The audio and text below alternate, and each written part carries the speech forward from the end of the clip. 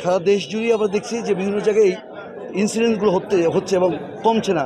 প্রথম হচ্ছে যে আপনারা যারা সাংবাদিক, আপনাদের মধ্যে এই রিপোর্টিংটা এখন হচ্ছে, আগে এই রিপোর্টিংটা হতো না। কারণ যখন দলীয় সরকার থাকে, দলের যে নেতাকর্মীরা থাকে তাদের ধামাচাপা দেয়, থানায় যায়, বিভিন্ন জায়গায় গিয়ে ভিক্টিমকে সহযোগিতা না দিয়ে যে ধর্ষক তাকে সহযোগিতা দেয়, যে কারণে এই সময়টাই অন্তর্বর্তীকালীন সময় আপনাদের রিপোর্টিংটা সুন্দর হচ্ছে, যে কারণে আমরা এগুলো জানতে পারছি। দ্বিতীয়ত হচ্ছে যে এই রেপ, আত্মহত্যা এগুলো জিনিস একটা এক জায়গায় হলে ইমিটেশন অন্য জায়গায় এগুলো শুরু হতে থাকে। এবং আমরা মনে করি বা আশা করি যে এখন যারা আইনশৃঙ্খলা পরিস্থিতি যারা নিয়ন্ত্রণে আনবেন, স্বরাষ্ট্র উপদেষ্টা বা যে এখন আর্মি যে নিয়োজিত আছে, তারা যদি একটু শক্ত হয় এই জিনিসগুলো কমে আসবে। আপনি বলছেন যে রেপ ভিকটিম, প্রথম কথা হচ্ছে এরকম একটা দুঃস্ব অবস্থাতে একটা রেপ ভিকটিমের হয়, তার শারীরিক অবস্থা যেমন খারাপ হয়, তদ্রুপ মানসিক বিপর্যয় আছে। সে এই মেয়েটা হঠাৎ করেই খুব সাইকোটিক হয়ে যায়, অর্থাৎ সে এলোমেলো আচরণ শুরু করে দেয় এবং সে যে কথাগুলো বলে অর্থহীন কথা বলে, এবং তার মনের মধ্যে এমন একটা ট্রম আসে যে সে অ্যাংজাইটি, বিষণ্ণতা চলে আসে, কেউ আত্মহত্যার পথ বেছে নেয়। কারণ সে জানে যে আমার ভবিষ্যৎ ভালো না, এই সমাজে যে কুসংস্কার আছে সে কারণে আমার হয়তো বিয়েই হবে না। ওই বাড়িতেই যে বাসা যেখানে রেপটা হচ্ছে সেই বাড়ির আশেপাশের লোকজনও দেখা যাচ্ছে যে সেখানে মেয়েদের বিয়ে হচ্ছে না। কাজে এই যে একটা মানসিক বিপর্যয়, এটা একদিন না, তাকে এটা নিয়ে চলতে হয়। হয়তো সে সুন্দরী, হয়তো সে ভালো স্টুডেন্ট, কিন্তু দেখা যাচ্ছে যে এটা যথেষ্ট না। ওই বাড়িতে রেপ হয়েছে, ওই মেয়েটা রেপ ভিকটিম, এই কারণে তার এটা নিয়ে চলতে হয়। তো আমরা কী করতে পারি? আমরা করতে পারি, যারা আমরা সমাজের জ্ঞানীগুলি লোকজন আছে, শিক্ষিত লোকজন আছে, তারা এইটার প্রচার প্রসার করা যাতে এরকম ঘটনা না ঘটে, এবং যারা রেপিস্ট তাদেরকে যথোপযুক্ত পানিশমেন্ট। আপনারা জানেন যে এই যে রেপের যে ঘটনার পরে আইনটা চেঞ্জ হচ্ছে, যে আগে ছিল যে পেনিট্রেশন অথবা ডিএনএ টেস্ট এগুলো ছাড়াই এখন পানিশমেন্ট দিতে পারবে, এরকম আইন হতে যাচ্ছে। এরকম আইন হোক, একই সাথে যারা জিনিসটাতে এমন আইন না হয় যাতে দেখা গেল যে কেউ দোষী না কিন্তু তাকে দোষী সাব্যস্ত করা হয়। কাজে এখানে একটা ব্যালেন্সিং জিনিস লাগবে। আমরা আশা করি যে যারা আইন প্রয়োগ যারা আছে, অথবা যারা স্বরাষ্ট্র উপদেষ্টা যারা রয়েছেন, কর্তৃপক্ষ যারা রয়েছেন, অন্তর্বর্তীকালীন সরকারের প্রধান উপদেষ্টা এমন একটা ব্যবস্থা করবেন যাতে এই ইনসিডেন্টগুলো কমে আসে। এবং আপনাদের মধ্যেও আমরা মনে করি যে এটা যথোপযুক্ত পানিশমেন্ট হওয়া দরকার। আর যারা রেপ ভিকটিম তাদের কিন্তু আমরা এই ভিকটিমকে সাপোর্ট দিতে পারি, চিকিৎসা দিতে পারি, শারীরিক ও মানসিক চিকিৎসা দিতে পারি, সেই ব্যবস্থা করা দরকার। বস্তুত এটা হঠাৎ করে বেড়ে যায়নি, এটা আগেও ছিল। আপনারা জানেন যে সুবর্ণচরে, নোয়াখালীর সুবর্ণচরে এক মহিলা বিগত সরকারের বাক্সে ভোট না দেওয়ার কারণে 2018 সালে এটা করছে, ভোট না দেওয়ার কারণে তাকে বিবস্ত্র করে তারপর ভিডিও করে ছড়িয়ে দিয়েছে। আমরা জানি জাহাঙ্গীরনগর বিশ্ববিদ্যালয়ে রেপ সেঞ্চুরি করার কারণে সেখানে তারা এটাকে উল্লাস করেছে, তারা সেলিব্রেট করেছে। কাজে এটা হঠাৎ করেই হয় নাই, আগেও ছিল। এটা আপনাদের জন্য, যারা আপনারা জার্নালিস্ট, যারা গণমাধ্যমের কর্মী, আপনারা যথোপযুক্তভাবে এটা এখন উপস্থাপন করছেন, আগে এটা উপস্থাপন করতে পারেন নাই। কারণ আপনাদের এখন কথা বলতে পারি আমরা, আগে কথা বলতে পারতাম না। তবে এরকম ঘটনাগুলো আর যাতে না ঘটে, এবং সবচেয়ে দুঃখজনক হচ্ছে এই কেসটা ইন মাই ইউনিয়ন, আমার ইউনিয়নে এটা ঘটেছে। আমি ইনসিডেন্টটা আজকে এখানে ছিলাম, এই জন্য আমি এসেছি, আপনাদের সাথে কথা বলছি।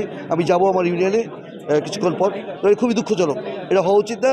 এবং আমরা যারা সমাজকে ধারণ করি, এটা আমাদের দায়িত্ব, how to reduce this sorts of incident. আপনি যথার্থই বলেছেন, কোনো একটা ঘটনা এক জায়গায় ঘটা মানে ওই এলাকা, ওই বাড়ি, ধরেন আমি যখন এখন ঢাকায় যাব, বলবো যে আমার ইউনিয়নে ঘটছে, আমার দিকেই লাল চোখ করে তাকাবে যে ও আচ্ছা তোমরা এরকম জিনিস, এই অপমান, এই গ্লানি আমাকেও বহন করতে হবে, কারণ এটা আমার ইউনিয়নে ঘটেছে। আমার ইউনিয়নে যদি কোনো একটা ব্যক্তি যদি মেজর জেনারেল হয়, আমার শত্রু হয়, আমি এটি নিয়ে আমি গৌরব বোধ করবো।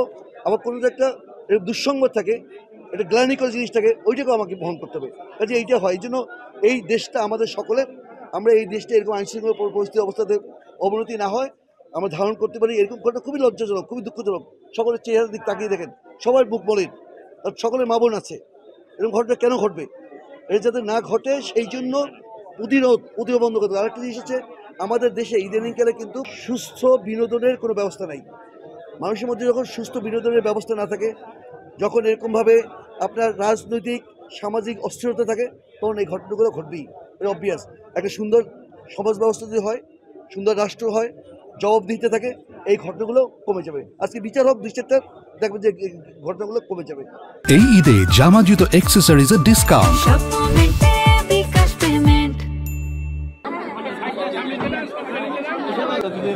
আমরা এই উপর যাবো না, এখান থেকে দিয়ে চলে যাবো। জাতীয়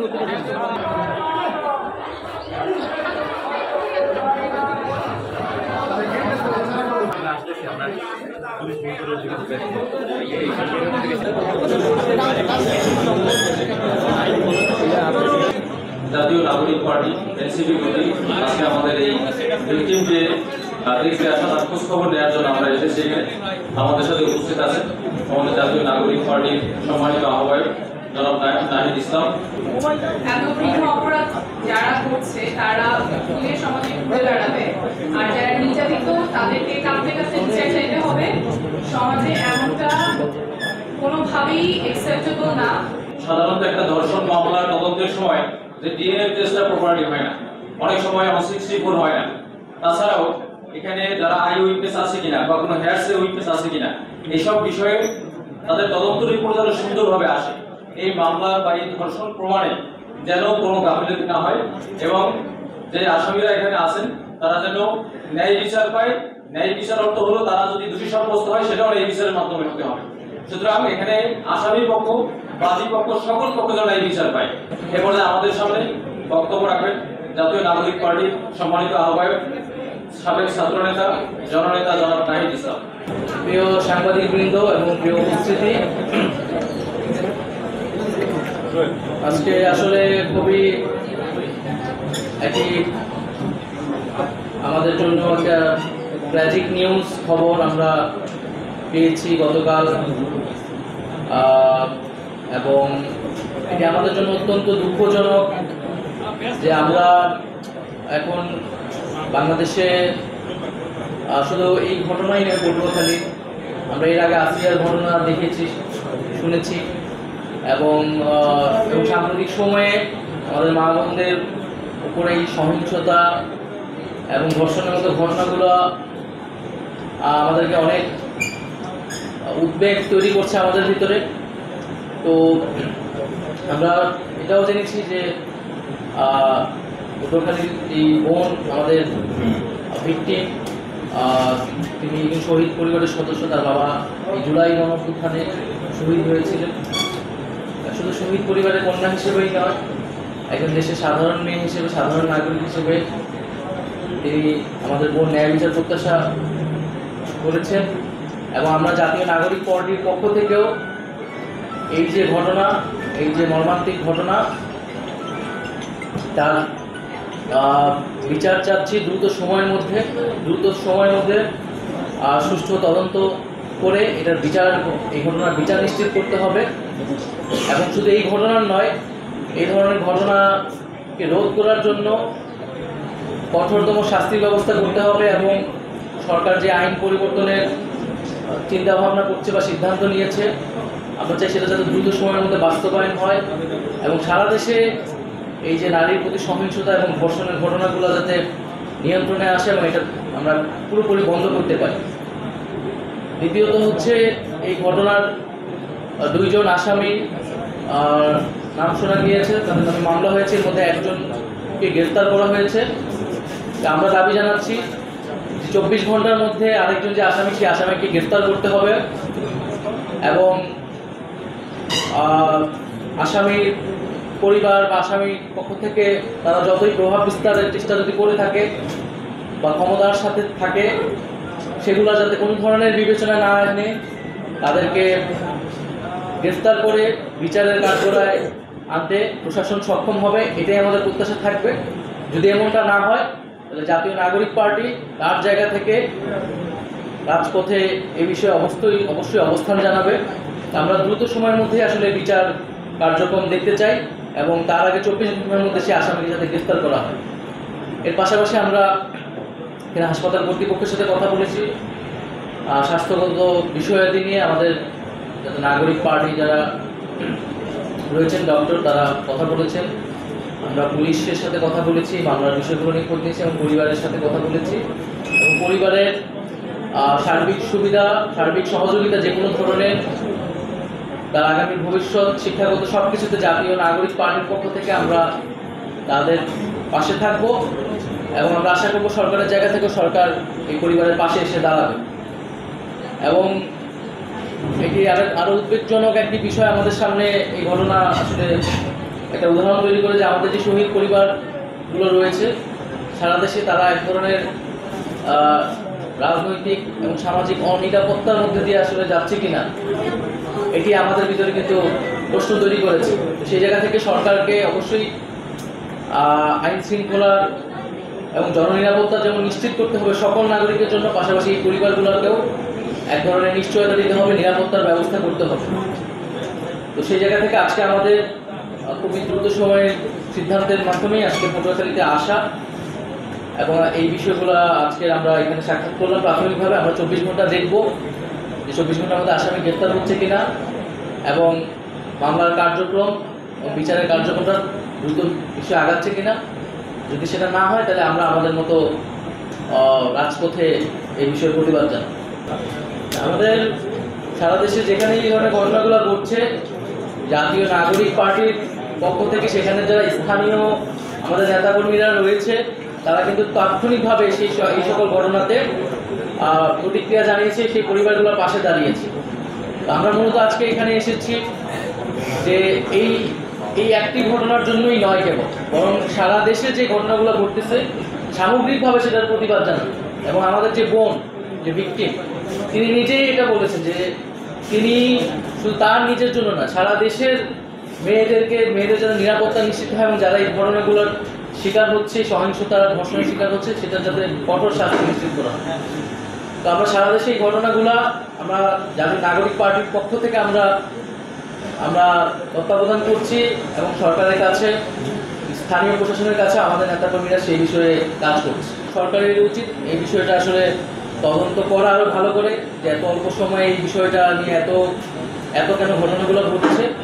তো আমার মনে হয় যে দ্রুত যদি বিচার এবং গ্রেফতার এবং বিচারের কার্যক্রমগুলো করা যায় তাহলে এই বিষয়গুলো আসলে কমে আসবে এবং প্রকৃত সত্যটা আসলে উদ্ঘাটিত হবে। একটা তো হচ্ছে বিগত 15 বছরে আমাদের তো সামাজিক সাংস্কৃতিক মূল্যবোধ নষ্ট হয়েছে, আমাদের নারীরা অনিরাপত্তার মধ্যে পড়েছে।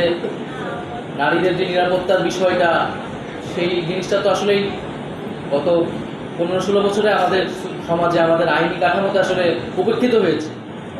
তো বিগত এই সরকার গত 7-8 মাসে যেহেতু পুলিশ প্রশাসন একটা দুর্বলতা রয়েছে আইন শৃঙ্খলার জায়গা থেকে, তা তারা এখনও সেটা আসলে রিকভার করতে পারেনি এবং এখন বাংলাদেশকে নিয়ে আসলে নানাবিধ ষড়যন্ত্র তো অবশ্যই আছে।